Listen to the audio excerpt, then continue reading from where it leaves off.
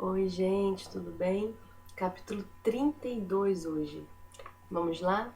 O tema de hoje é Usando o que Deus lhe deu. Em Romanos 12, 5, nós lemos assim: Visto que descobrimos, moldados nessas partes excelentes, formadas e maravilhosamente funcionais do corpo de Cristo, sigamos adiante e sejamos o que fomos feitos para ser. E tem também uma citação aqui de um provérbio dinamarquês que diz assim, ó: o que você é constitui o presente de Deus para você. O que você faz com o que você mesmo é o seu presente para Deus. Deus merece o melhor de mim e de você. Ele o formou para um propósito e espera que você faça o máximo com o que recebeu. O Senhor não quer que você se preocupe ou ambicione talentos que não possui. Ao invés disso, quer que você se concentre em utilizar os talentos que Ele já lhe concedeu. Tentar servir a Deus de modo conflitante com a sua forma é como ser um peixe fora d'água. É frustrante e os resultados são limitados. Também é um desperdício de tempo, talento e energia. O melhor uso para a sua vida é servir a Deus de acordo com a sua formação. Para isso, você deve descobrir a sua forma, aprender a aceitá-la e apreciá-la para depois desenvolvê-la ao seu potencial máximo. Descubra a sua forma. A Bíblia diz: não procedam imprudentemente, mas procurem descobrir e fazer tudo o que o Senhor quer que vocês façam. Não deixe que se passe outro dia. Comece hoje a averiguar e a esclarecer quem Deus quer que você seja e o que Ele quer que você faça. Comece avaliando seus dons e habilidades. Analise de forma demorada e honesta em que você é bom e em que não é. Paulo aconselha: procurem fazer um juízo correto de suas capacidades. Faça uma lista. Solicite a outras pessoas uma opinião sincera. Diga-lhes que está tentando descobrir a verdade, não buscando elogios. Dons espirituais e habilidades naturais são sempre confirmados por outros. E eu vou te dizer uma coisa: a melhor coisa que tem é pedir opinião à família, né? Porque eles normalmente dizem a verdade na sua cara, não tem por que ficar de meio termo. Dons espirituais e habilidades naturais são sempre confirmados por outros. Se você pensa ter talento para ensinar ou cantar e ninguém mais concorda, adivinhe. Se você quiser saber se tem o dom da liderança, basta olhar por cima do seu ombro. Se ninguém o estiver seguindo, você não é líder. Faça perguntas como: em que situações pude ver frutos em minha vida que foram confirmados por outras pessoas?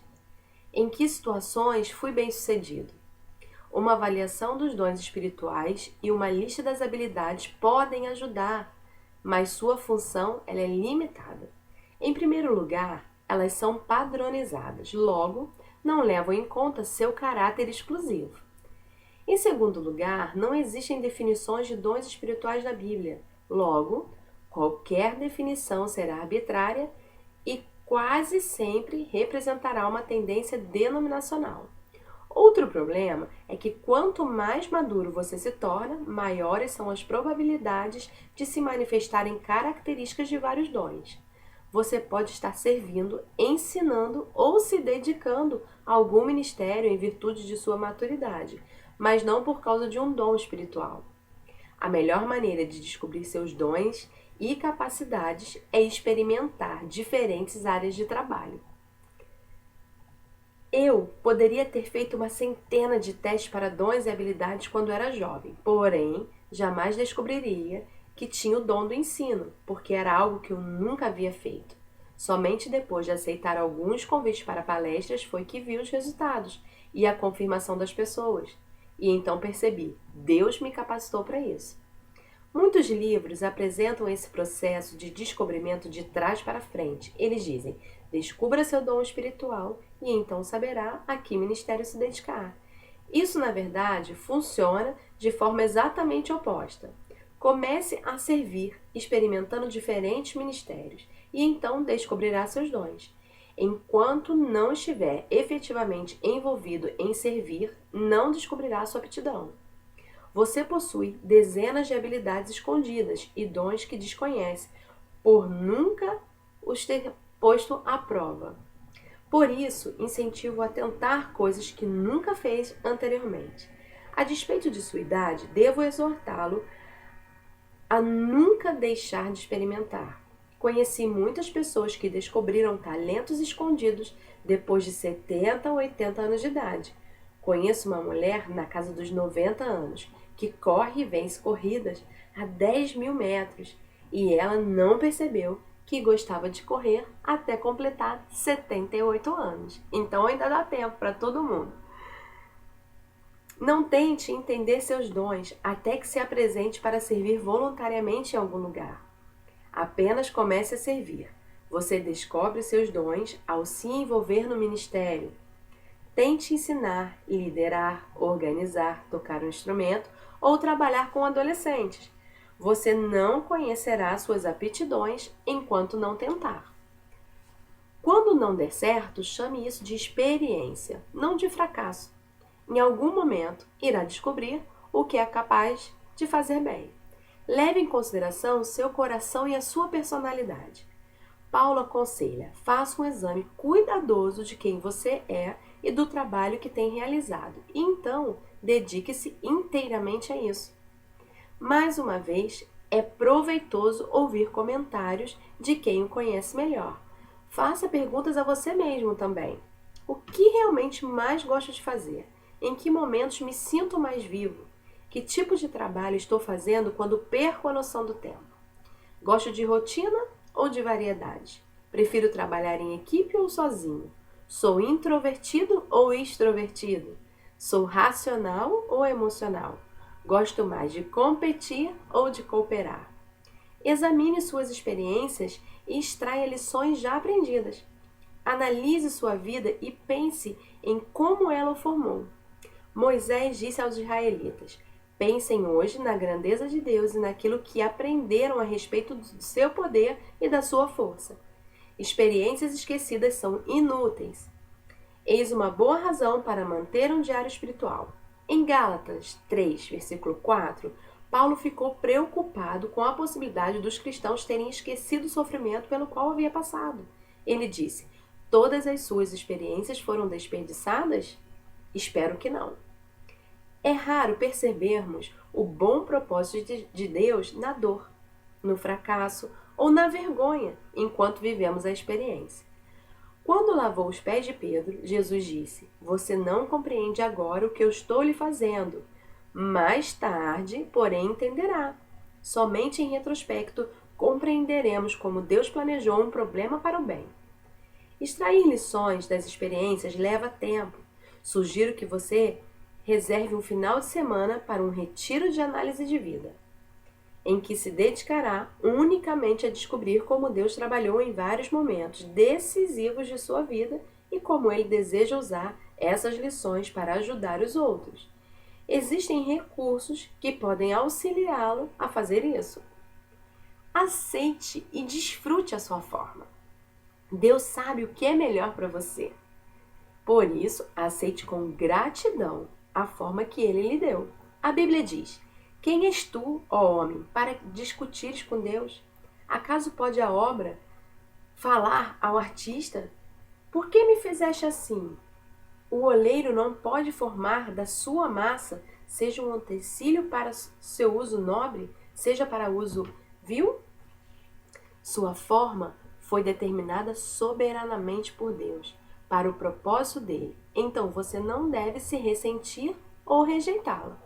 Ao invés de tentar tomar outra forma para ser como outra pessoa, você deve celebrar a forma que Deus confiou somente a você.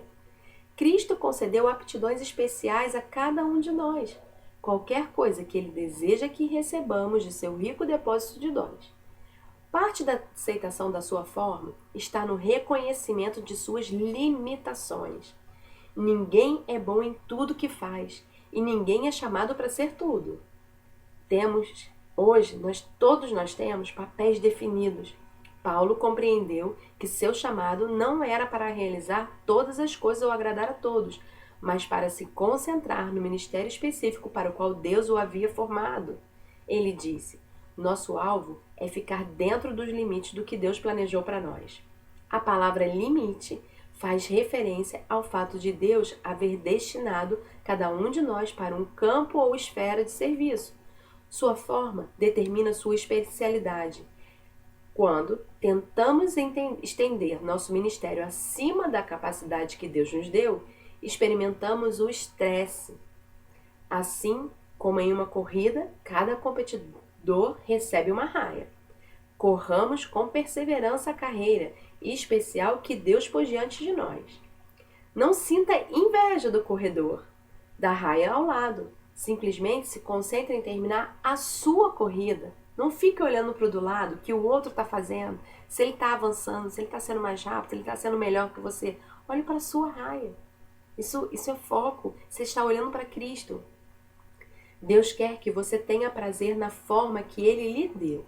A Bíblia diz: esteja certo de estar fazendo o que deveria, pois assim você desfrutará a satisfação pessoal de ter realizado bem o seu trabalho e não precisará se comparar com ninguém.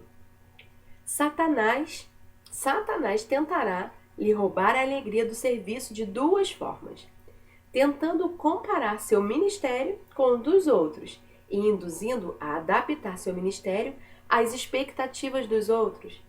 Ambas são armadilhas mortais de Satanás e irão distraí-lo do serviço, tal como definido por Deus. Satanás está sempre esperto, né? Para poder tentar te atacar naquilo que Deus confiou a você. Então vigie. Verifique, toda vez que começar a perder a alegria, né, no exercício do seu ministério, verifique se uma dessas tentações é a causa. A Bíblia nos adverte em jamais nos compararmos com os outros. Faça bem o seu trabalho e então terá algo do que se orgulhar. Mas não se compare com os outros. Existem duas razões pelas quais você jamais deve comparar sua forma: seu ministério ou os resultados do seu trabalho com o de qualquer outro, e nem comparar o dos outros com outros. Primeira, você sempre encontrará alguém que pareça realizar um trabalho melhor do que o seu, e isso pode ser que venha te desencorajar. Segunda, você sempre encontrará alguém que não pareça ser tão eficiente quanto você e correrá o risco de se tornar arrogante. Ambas as atitudes são prejudiciais ao seu trabalho e lhe roubarão a alegria. Quando você deixa de olhar o seu trabalho e começa a olhar o dos outros, vendo se você é melhor do que alguém, tentar comparar, isso é prejudicial também e acaba roubando a sua alegria, porque toma todo o seu tempo. Ao invés de você prestar atenção no seu e tentar fazer melhor, você perde o seu tempo prestando atenção nas outras pessoas.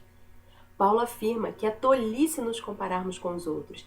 Não temos a pretensão de nos igualar ou de nos comparar com alguns que se recomendam a si mesmo. Quando eles se medem e se comparam consigo mesmo, agem sem entendimento.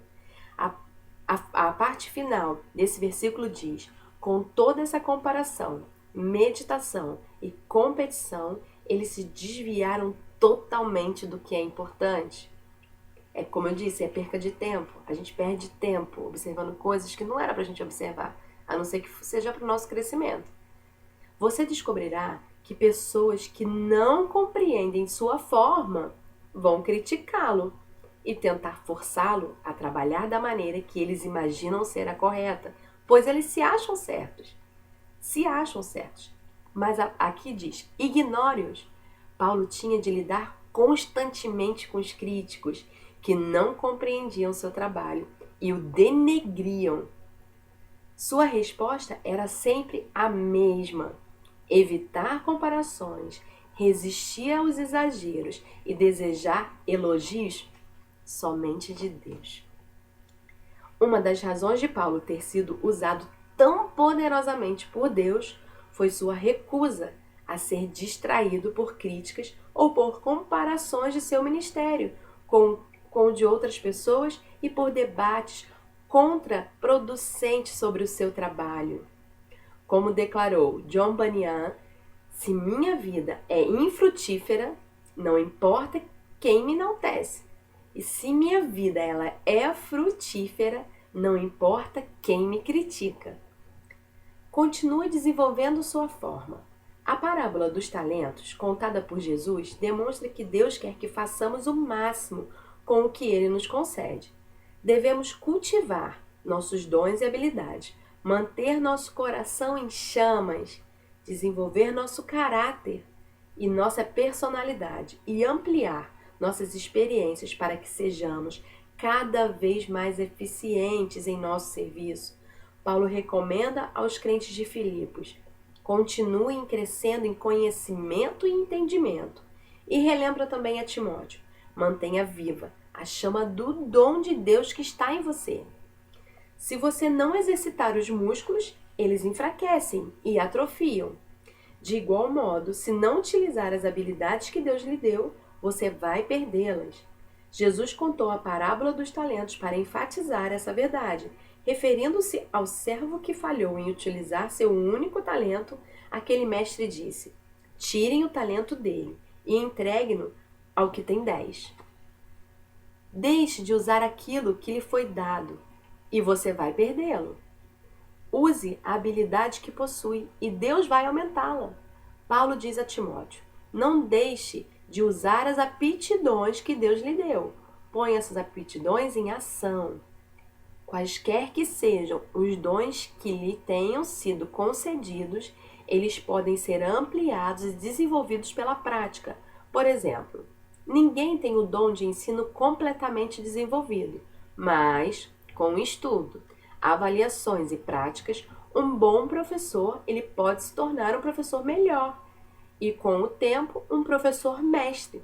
Mas, para isso, ele precisa se dedicar, esquecer as outras coisas e se dedicar naquilo que ele foi chamado. Ele tem que parar de observar os dons e talentos de outras pessoas e se concentrar naquilo que foi destinado para ele. Não se acomode com os dons desenvolvidos pela metade. Esforce-se e aprenda o máximo possível. Concentre-se em fazer seu melhor para Deus, um trabalho do qual você não tenha que se envergonhar. Aproveite todas as oportunidades de treinamento para desenvolver sua forma e aguce suas habilidades para o serviço de Deus. No céu, serviremos a Deus para sempre, mas esta é a hora de nos prepararmos para o serviço eterno, praticando na esfera terrena, como atletas que se preparam para a Olimpíada. Continuamos treinando para o grande dia. Eles fazem isso por uma medalha de ouro, que perde o brilho e desbota. Você está em busca de uma medalha de ouro eterna. Estamos nos preparando para as responsabilidades e recompensas eternas.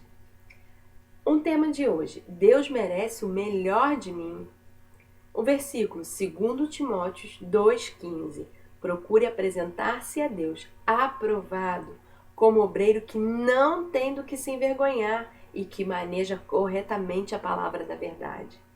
Não importa se você errou lá atrás, mas a partir do momento que você se decidiu por Cristo e que você decidiu ter uma vida correta, faça isso. Se apresente a Deus como, um obreiro que não tem do que se envergonhar e que maneja corretamente a palavra da verdade, sendo justo, vivendo exatamente o que a palavra diz. Infelizmente, hoje, muitos distorcem a palavra de Deus. Dizem que coisas que não eram, que a gente não podia fazer no passado, hoje são liberadas porque até Deus entrou nessa evolução. Mas não, o que está escrito na Bíblia não mudou. E aí, esses dias, nós estávamos debatendo sobre os 10 mandamentos, e aí uma pessoa falou assim: ah, mas agora os 10 mandamentos não valem mais, agora é só amar o próximo como a si mesmo e a Deus. Falei: exatamente, se você amar o próximo como a si mesmo, você não vai matá-lo, você não vai roubá-lo, você não vai olhar para a mulher dele. Não é verdade? Se nós amarmos corretamente, então esses dois, eles têm tudo a ver com os outros. A gente não pode esquecer disso. Se a Bíblia diz que fornicação é pecado, então é pecado. Se a Bíblia diz que matar é pecado, é pecado. Se a Bíblia diz que fazer fofoca, né? Como tantas outras coisas que tem na Bíblia falando que os fofoqueiros não herdarão o reino dos céus, a gente tem que ter essa consciência e entender que isso faz com que nós não vamos para o céu. E aí? Nós vamos pagar para ver? Nós vamos esperar o dia da volta de Cristo ou a nossa, né, quando morrermos, para a gente saber para onde vai? Eu não quero correr esse risco. Então, a gente precisa realmente colocar a cabecinha no lugar, se apresentar, sabe, como aquilo que a gente não tem que se envergonhar, reconhecendo o nosso erro, reconhecendo que nós somos totalmente dependentes do Senhor e que sem Ele realmente nós somos pecadores podres, mas que com Ele nós temos a misericórdia dEle, a graça dEle e nós podemos escrever uma nova história, porque assim Ele nos permite, como né, muitos contam o fato de que quando nós pedimos perdão ao Senhor, nos arrependemos, pedimos perdão e tentamos uma nova vida, Ele joga nossos pecados naquele mar do esquecimento, onde tem uma plaquinha lá escrito assim, proibido pescar. Graças a Deus por essa ilustração, não é verdade? Porque isso é muito bom, nós sabermos que nós temos um Deus maravilhoso, que Ele é justo, mas que Ele perdoa os nossos pecados. E eu agradeço a Deus todos os dias por isso. A primeira coisa que eu me lembro quando eu acordo é que as misericórdias dele se renovaram, né, sobre a minha vida e sobre a tua vida. Nós temos que tomar posse disso, mas também precisamos fazer o que é correto. Uma pergunta para meditação. Qual é a melhor maneira de usar o que Deus me concedeu? Então fica aí para você ficar meditando, saber como é essa melhor maneira e que você tenha uma semana abençoada, que Deus venha abençoar você, a sua casa, os seus negócios, os seus projetos, os seus sonhos, o seu ministério, que o Senhor venha abençoar os seus amigos, que você seja a luz por onde você passar, que verdadeiramente você possa reconhecer que só o Senhor, Ele é Deus. E amanhã nós temos o capítulo 33. Como agem os verdadeiros servos? Muito bom também, né? Bom, eu quero agradecer mais uma vez por você ter ficado até aqui e te dizer que amanhã temos mais, para a glória de Deus. Muito obrigada, tá? Por você ter ficado aqui assistindo o vídeo, ouvindo o áudio. Muito obrigada a todos. Tenha um dia de paz. Em nome de Jesus.